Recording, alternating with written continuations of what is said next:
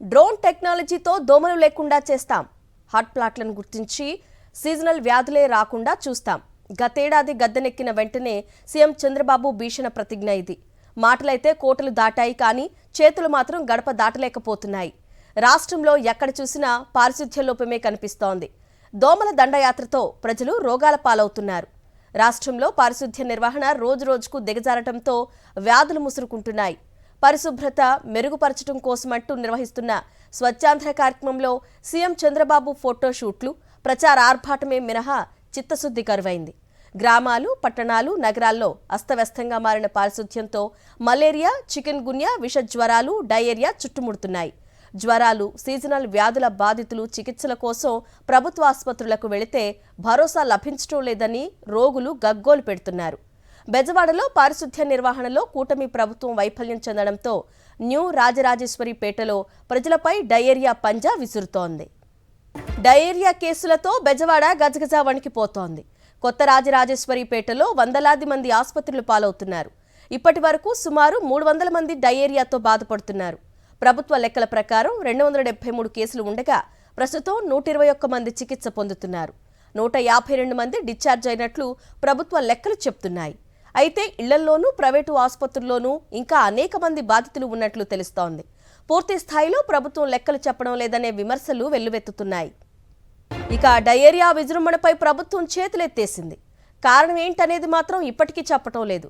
కలుషిత నీరు, పారిశుధ్యం అధ్వాన్నంగా మారటం వల్లే డయేరియా బారిన పడుతున్నామని స్థానికులు చెబుతున్నారు. వీటన్నింటిపై పరిశీలించేందుకు వైఎస్ఆర్సీపీ నిజ నిర్ధారణ కమిటీ కొత్త రాజరాజేశ్వరిపేటకు వెళ్లింది. డయేరియా ప్రబలటానికి కారణాలు, ఎంతమంది బాధితులు ఉన్నారు, వాళ్లకు అందుతున్న వైద్యంపై ఆరా తీస్తున్నారు. ఇప్పటికే మెడికల్ క్యాంపుల్లో కాలం చెల్లిన మందులు ఇస్తున్నారని రోగులు ఆగ్రహం వ్యక్తం చేస్తున్నారు. వాటన్నింటినీ స్వయంగా పరిశీలిస్తున్నారు వైఎస్ఆర్సీపీ నేతలు. రైటు, రాజరాజేశ్వరిపేటలో ఇంకా డయేరియా కేసులు నమోదు అవుతూనే ఉన్నాయి. ప్రస్తుతం చికిత్స పొందుతున్న వారి పరిస్థితి ఏ విధంగా ఉంది? మా ప్రతినిధి అశోక్ అడిగి తెలుసుకుందాం. Ashok, blood samples, water samples తీసుకెళ్లారు కదా, దాని రిపోర్ట్స్ వచ్చాయా? కనీసం ఇప్పటికైనా జాగ్రత్తలు తీసుకుంటున్నారా? 4 రోజులు దాటినప్పటికీ కూడా కొత్త రాజరాజేశ్వరిపేటలో డయేరియా అయితే కూడా ఏమాత్రం అదుపులోకి రాలేదని చెప్పుకోవచ్చు.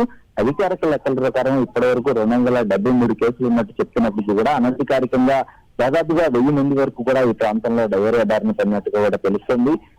4 రోజులుగా వైపు డయేరియా కేసులు గంటకు పెరుగుతున్నప్పటికీ కూడా ప్రభుత్వం నిర్లక్ష్యం అనేది చాలా స్పష్టంగా కనబడుతుంది. 4 రోజులు అయినప్పటికీ కూడా ఇప్పటి వరకు కూడా మెడికల్ కి సంబంధించి ఏదైతే శాంపిల్స్ సేకరించారో, నీటి శాంపిల్స్ కావచ్చు, రక్త నమూనాలు కావచ్చు, లేదంటే ఏదైతే వాంతులు, విరేచన అయిన పేషెంట్లకు సంబంధించిన వారి దగ్గర నుంచి సేకరించిన శాంపిల్స్ దానికి సంబంధించి కావచ్చు, ఇప్పటి వరకు కూడా కనీసం ఆ రిపోర్ట్ అయితే కూడా రాలేదు. మంత్రిని నిన్న ఇక్కడ బాధితులు కూడా నిలిచిన పరిస్థితుల్లో ఈ రోజు ఏమైనా వచ్చే అవకాశం ఉందంటూ కూడా చెప్పారు. ఇక ప్రధానంగా చూస్తే న్యూ రాజరాజేశ్వరిపేటలో ఈ రోజు వరకు కూడా డయేరియా అయితే అదుపులోకి రాలేదు. ప్రభుత్వం అటు పారిశుద్ధ్యం కావచ్చు, ఇటు మంచినీటి సరఫరాలో తీవ్రమైన నిర్లక్ష్యం వహించడానికి ఇది ప్రధాన కారణం అని చెప్పి బాధితులు కూడా ఆరోపిస్తున్నారు. ఇక ఈ నేపథ్యంలోనే బాధితులకు వైఎస్ఆర్సీపీ నేతలు అండగా నిలిచారు. ప్రస్తుతం వైఎస్ఆర్సీపీ నిజ నిర్ధారణ కమిటీ బృందం న్యూ రాజరాజేశ్వరిపేటలోని కాలనీల్లో విజిట్ చేస్తుంది. ఎవరైతే ఇళ్ల వద్దే ఉన్న అనేక మంది బాధితులు ఇక్కడ చికిత్స పొందుతున్నారో వారందరినీ కూడా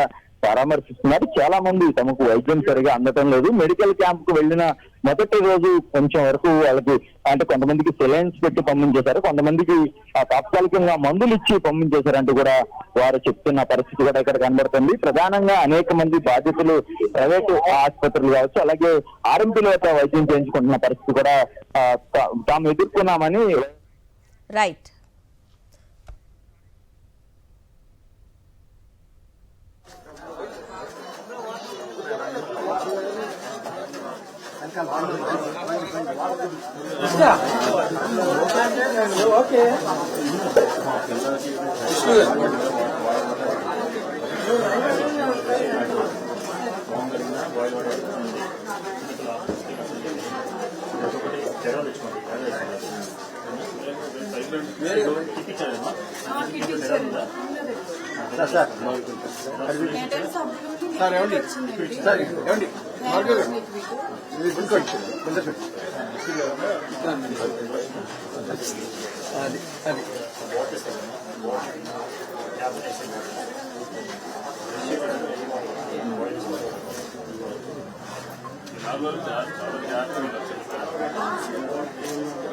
డ్రైనేజ్